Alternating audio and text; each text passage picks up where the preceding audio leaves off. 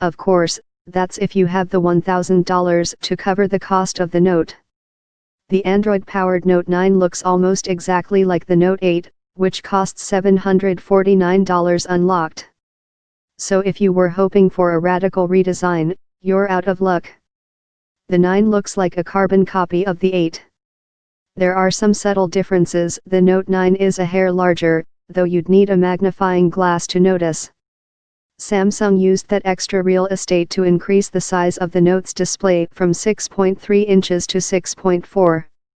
The change is likely a way for Samsung to better differentiate the Note from its Galaxy S Plus handsets. Last year, the S9 Plus, $839 unlocked, offered a display.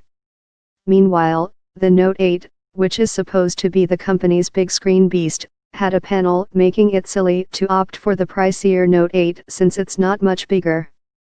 Unless you're a huge fan of the Note's stylus. Around back, the Note 9 has a dual-lens camera and a fingerprint reader that's below the camera rather than next to it like on the Note 8. That should make it easier to locate the reader and keep you from getting your greasy paws all over the camera. Samsung's Super AMOLED displays are always among the best on the market, and that's not different with the Note 9s. This Colossus, seriously, how much bigger will these things get? Makes everything you see on it look downright gorgeous.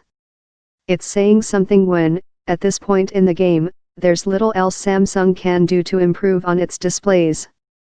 Outside of its monolithic screen, the Note 9's second major selling point is Samsung's S Pen stylus. Samsung's been offering the S Pen since the Note line first debuted in 2011. And despite using every single iteration of the handset, I've never seen the point of using one with a smartphone. The Note 9's dual-lens rear camera isn't very different from the Galaxy S9 Plus's. Don't take that as a negative, though, as that phone had a truly impressive shooter. It does, however, feel like more proof that we've reached a kind of limit as to how much more smartphones can improve. Photos taken with the Note 9 are crisp and colorful, on par with what you'd get from the iPhone X. I used the setting to take a photo of a bouquet of roses, and it worked as advertised, enhancing the color of the petals and sharpening details. In a comparison shot taken with the iPhone X, one white rose looked too blown out, making it more difficult to see. The Note 9, however, produced a clearer image overall.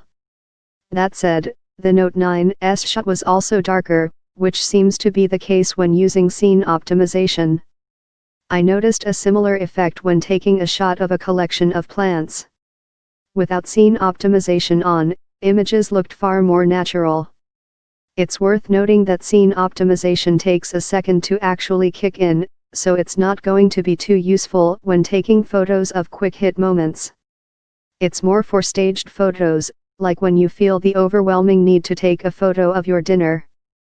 There were a few times when I would try to take a photo using scene optimization, but it simply wouldn't kick in. However, such issues were few and far between.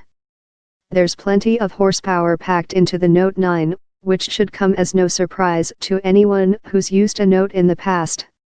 Samsung always makes its Notes the most powerful devices in its stable. The Note 9 follows that tradition using Qualcomm's 845 8-core processor, 6 GB of RAM and a whopping 128 GB of storage. Want to crank your Note 9 up to 11? Then you can opt for a version with a ridiculous 8 GB of RAM and 512 GB of storage. That's probably pushing the boundaries of what's necessary for a smartphone, but it's still fun to have that kind of power available. Needless to say, the Note 9 doesn't suffer from any slowdown. I played games including Pokémon Quest and the Note kept powering along without a hiccup.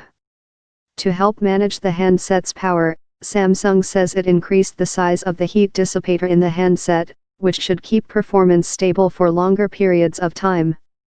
The Note 9 also packs a larger battery this time around. The 4000 mAh unit gave me all-day performance and then some in my anecdotal testing. And while Samsung's Note line has had issues with batteries in the past, hello, Note 7 fires, the company says this time around it is performing internal tests. It's also letting the underwriters' laboratory test them to ensure their safety. The Note 9, like the Note 8, is a fantastic big screen smartphone that will please any Android fan. But its similarities to the Note 8 mean that if you already have last year's handset, there's no reason to upgrade. In fact, you're likely better off waiting until Samsung debuts the S10 or Google's next Pixel phones roll out later this year. For everyone else, the Note 9 is as powerful, bold, and impressive as ever, as long as you can get past that $1,000 price tag.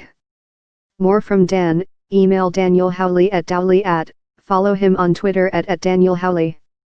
Follow News Pulse Finance on Facebook, Twitter, Instagram, and LinkedIn.